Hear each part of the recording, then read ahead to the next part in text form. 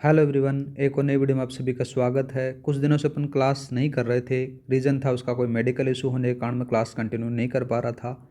अब से अपन class continue करेंगे। साथ में ही जो ईओआर वाला जो पार्ट है ना, बी पार्ट है, उसकी क्लास भी अपन कंटिन्यू लेने वाले हैं। और एकदम सरल तरीके से मैं आपको रटा दूंगा बी वाला पार्ट, नो टेंशन रहना। ठीक है। तो आरएस प्री के अंदर से बात करें तो प्रमुख छतरियों के बारे में देख रहे थे। प्रमुख छतरियों का पार्ट 1 कंप्लीट कर चुके थे। पार्ट 2 के बारे में बात करने वाले हैं आज अपन। और कोशिश होगी कि पार्ट 2 के अंदर से जो छतरियों वाला टॉपिक है उसको अपन कंप्लीट कर दें गाइस।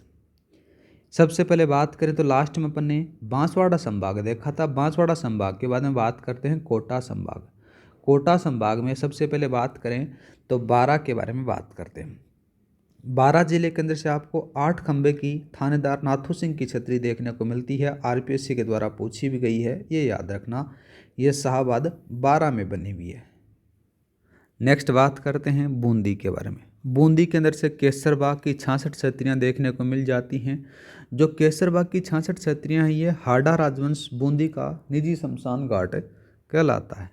इसमें से दो चीज़ें आपको सबसे फेमस देखने को मिलेंगी। सबसे नवीनतम जो छतरी है ना, वो राव विष्णु की है, और सबसे प्राचीन है वो राव दूधा की छतरी बनी हुई है गाइज।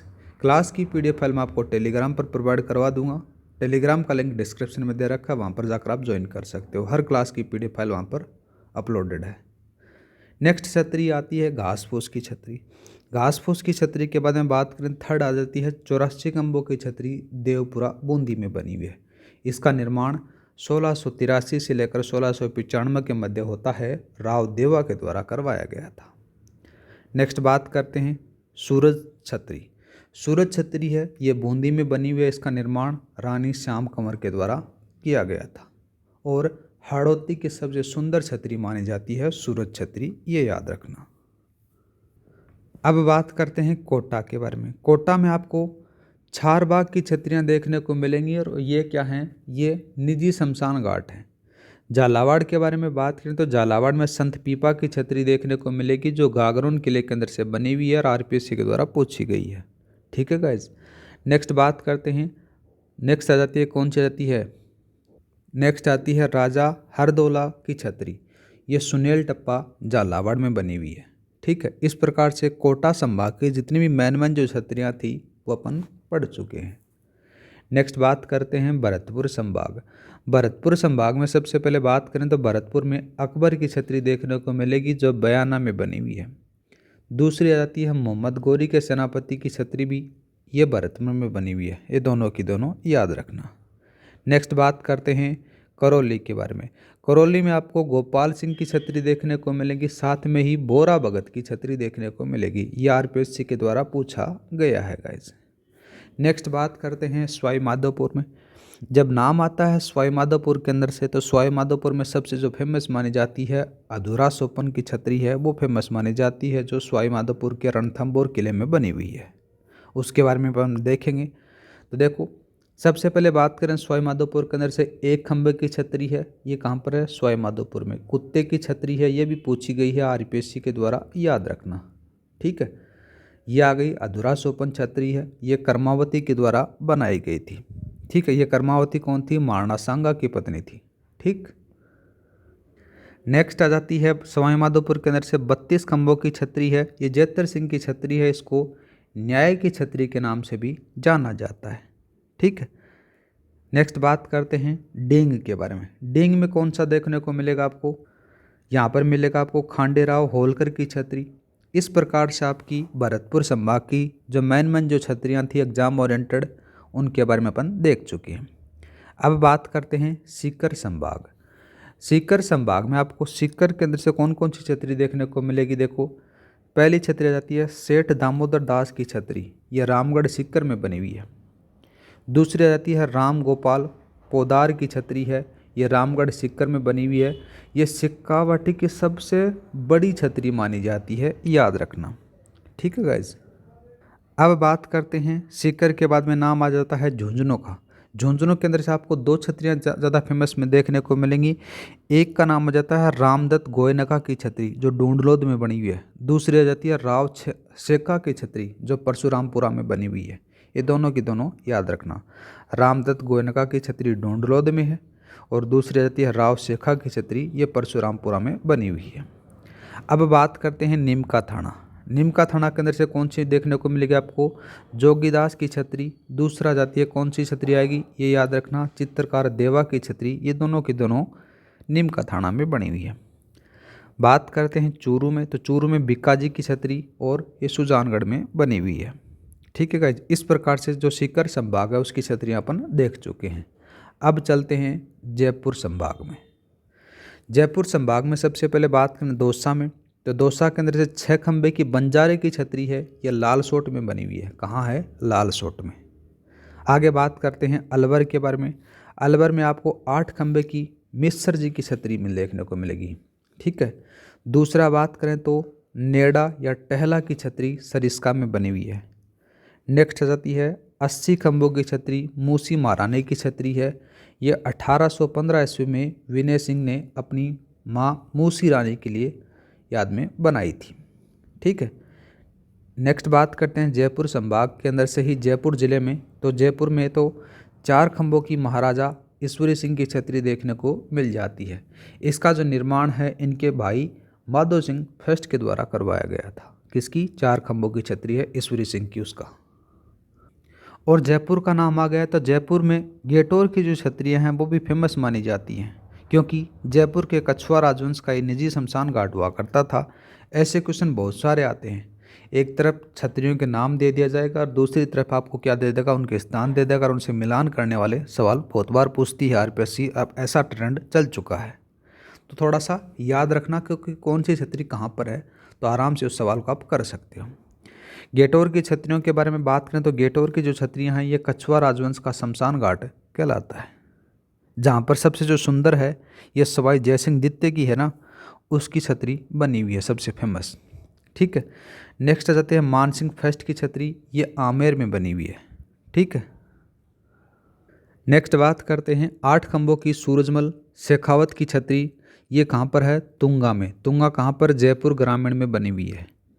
नेक्स्ट बात करते हैं खंगारोत राजपूतों की छतरी, ये नीमराणा कहाँ पर है, नरेना। नरेना दूदू में बनी हुई है।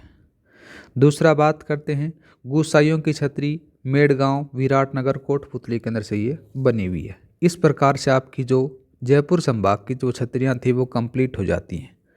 ठीक है गाइज। अब बात करते हैं अजमेर संभाग। अजमेर संभाग में सबसे पहले बात करें अपन अजमेर के बारे में। कहाँ पर, अजमेर में आपको कौन कौन सी छतरियाँ देखने को मिलेंगी। पहली जो छतरी आती है, नाम लिखो यहाँ पर, संतोष बावला। यहाँ पर पूछी भी गई है, कौन सी आती है, संतोष बावला।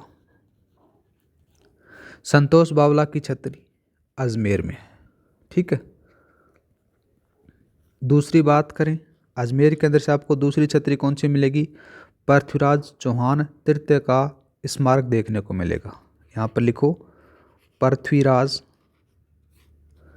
चौहान थर्ड का यहाँ पर स्मारक आपको देखने को मिल जाता है। तीसरा लिखो आप अजमेर के अंदर से आतेड़ की छतरी, कौन सा लिखोगे, आतेड़ की छतरी।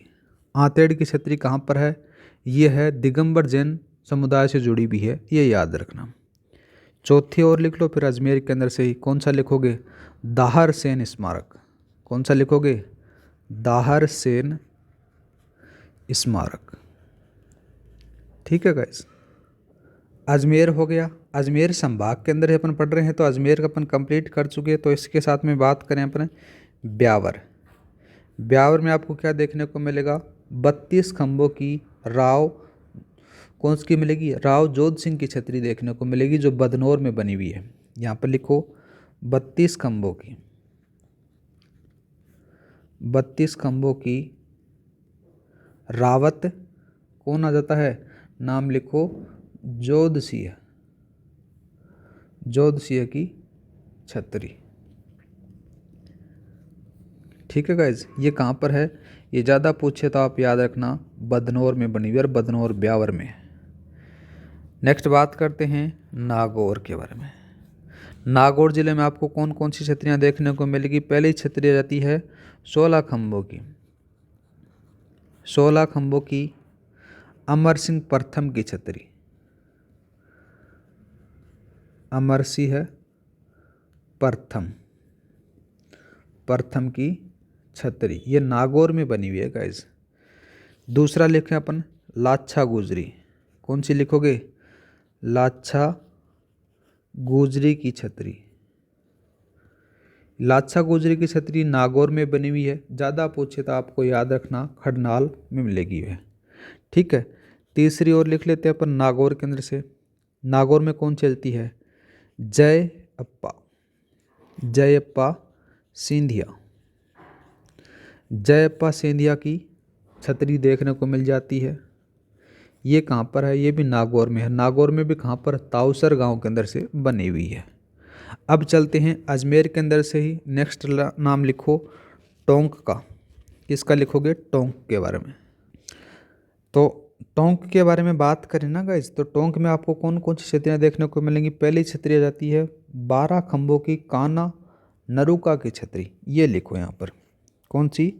12 खंभों की, 12 खंभों की कान्हा नरूका की छतरी आपको टोंक में देखने को मिलेगी। दूसरी छतरी के बारे में बात करें तो रसिया बालम। कौन सी लिखोगे? यहाँ पर लिखो रसिया बालम। रसिया बालम की छतरी ये यहाँ पर आपको देखने को मिल जाता है।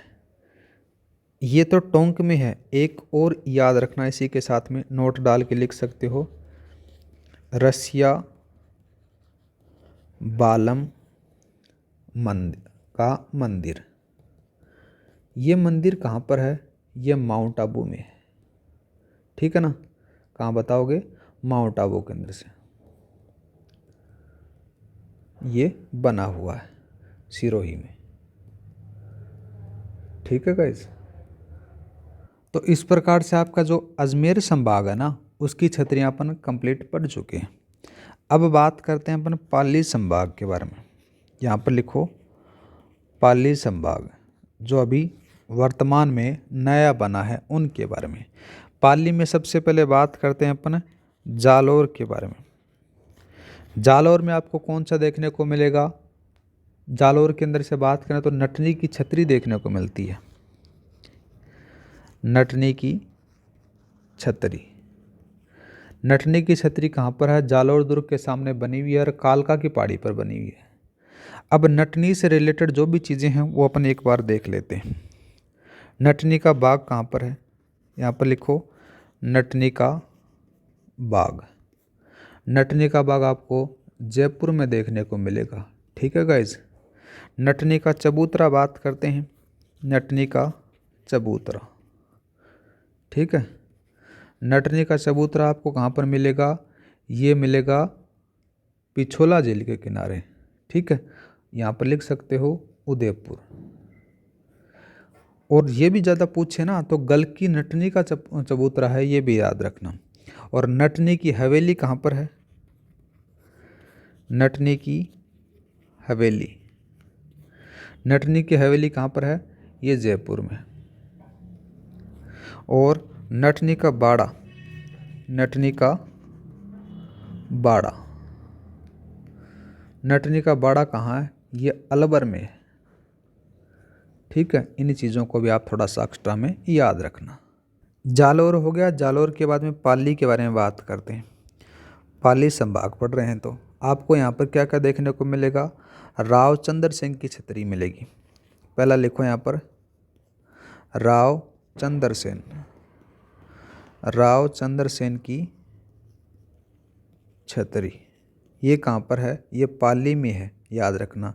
दूसरा लिखना चाहो तो सलुम्बर की हाड़ी रानी की भी छतरी आपको देखने को मिलती है। ये पाली में कभी कभार पूछ सकता है, वरना कोई ज़्यादा इम्पोर्टेंट है नहीं, ठीक है। अब बात करते हैं, नेक्स्ट लिखो जिसका नाम आता है जोधपुर संभाग। जोधपुर संभाग, जोधपुर संभाग में बात करें तो आपको कौन कौन सी छतरियाँ देखने को मिलेंगी? सबसे पहले बात कर लेते हैं अपना जैसलमेर के बारे में, ठीक है। जैसलमेर में आपको कौन सी मिलेगी? पहला नाम लिखो, यहाँ पर नाम आ जाता है बड़ा बाग। बड़ा बाग की छतरी। बड़ा बाग की छतरी है, ये भाटी राजवंश का निजी शमशान घाट है। ये याद रखना, जैसलमेर के अंदर से बना हुआ है। दूसरा बात करते हैं पाली वालों की छतरी।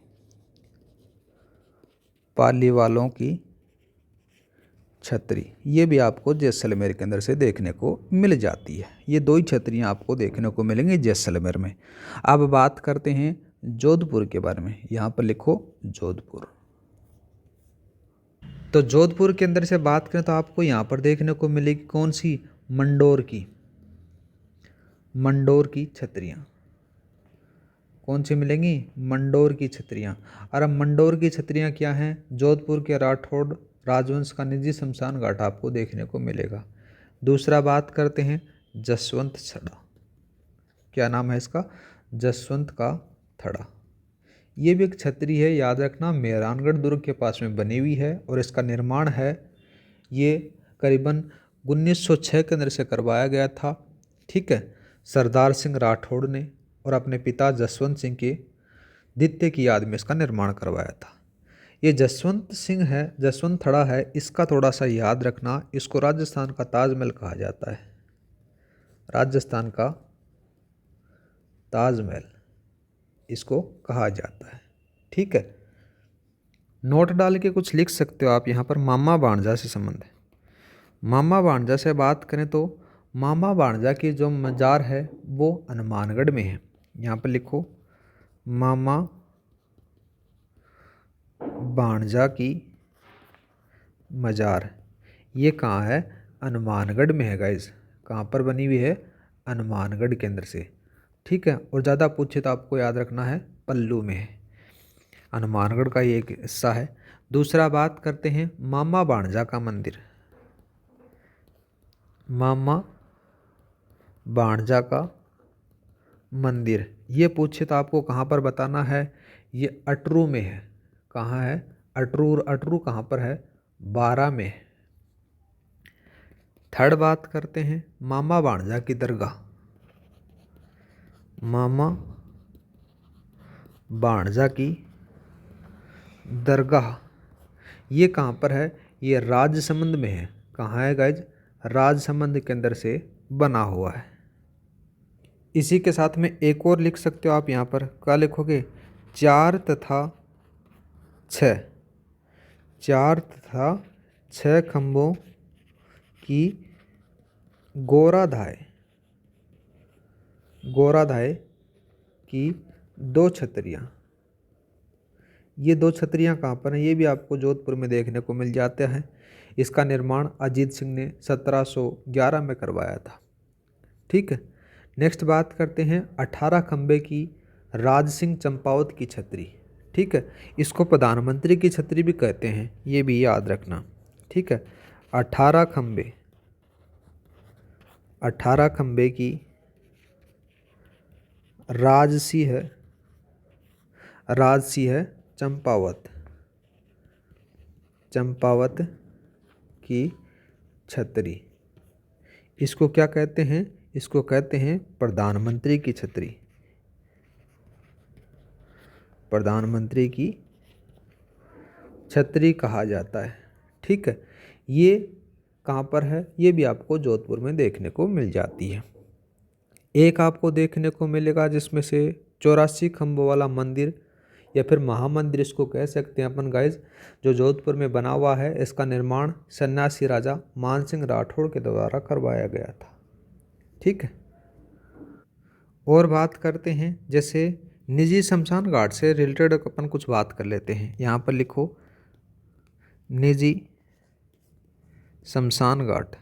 ठीक है, शमशान घाट, इससे सवाल बहुत बार पूछा जाता है। मिलाने वाला ही पूछा जाता है कि इसको इससे मिलाइए, इसको इससे मिलाइए, कूट मिलाने वाला। पहला बात कर लेते हैं अपन, सबसे ज़्यादा है आहड़ की छतरियों का समूह। क्या लिखोगे, आहड़ की छतरियों का समूह। आहड़ की छतरियों का समूह है, ये क्या है, ये मेवाड़ सिसोदिया राजवंश का निजी शमशान घाट है, ये याद रखना। मेवाड़ के अंदर है। ठीक है, और मेवाड़ के अंदर से किसका है, सिसोदिया, सिसोदिया राजवंश का। ठीक है। दूसरा बात कर लेते हैं इसी के साथ में, देवकुंड की छत्रियाँ या फिर देवीकुंड, देवीकुंड की छत्रियाँ। देवीकुंड की छत्रियाँ हैं, ये भी निजी शमशान घाट है। ये बीकानेर में है। कहाँ है? बीकानेर के अंदर से बना हुआ है और ये राठौड़ों का निजी शमशान घाट है। दूसरा बात करते हैं मंडोर की छत्रियाँ। कौन सा लिखोगे? मंडोर की छत्रियाँ। मंडोर की छत्रियाँ कहाँ पर हैं? मंडोर की छत्रियाँ हैं जोधपुर में। कहाँ पर हैं गाइज? जोधपुर के अंदर से हैं। और ये कहाँ पर हैं? दूसरा बात करें तो ये कहा जाती हैं, ये भी राठौड़ों का शमशान घाट है, निजी शमशान घाट है। चौथा बात करते हैं, चौथा कौन सा लिखोगे? बड़ा बाग की छत्रियाँ। बड़ा बाग की छत्रियाँ। बड़ा बाग की जो छत्रियाँ हैं ना गाइज, ये कहाँ पर हैं? ये आ जाते हैं जैसलमेर में। कहाँ पर आएंगी? जैसलमेर के अंदर से आएंगी। और ये याद रखना, ये भाटी राजवंश का निजी शमशान घाट है। पांचवा बात करते हैं, कौन सा लिखोगे? छारबाग, छारबाग की छत्रियाँ। छारबाग की छत्रियाँ मैं बता चुका हूँ, दोबारा से लिख लेना। ये कहाँ पर है? ये कोटा में बना हुआ है। और किसका है? ये हाड़ा चौहानों का शमशान घाट है, हाड़ा चौहान का।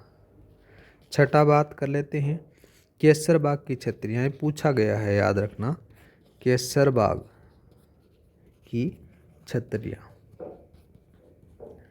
केसर बाग की छत्रियाँ कहाँ पर हैं? ये बूंदी में बनी हुई हैं और ये भी हाड़ा चौहानों का निजी शमशान घाट था। इस प्रकार से गाइज आपका जो छतरियों वाला टॉपिक है वो कंप्लीट हो जाता है।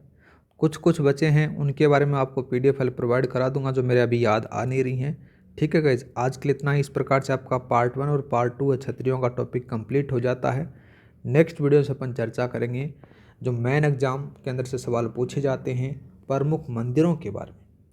प्रमुख मंदिरों वाला टॉपिक बहुत ज़्यादा इंपॉर्टेंट है और हर एग्जाम में इसके सवाल एक न दो एक पूछा जाता है। आज के लिए इतना ही, मिलते हैं नेक्स्ट क्लास में। जय हिंद, जय भारत।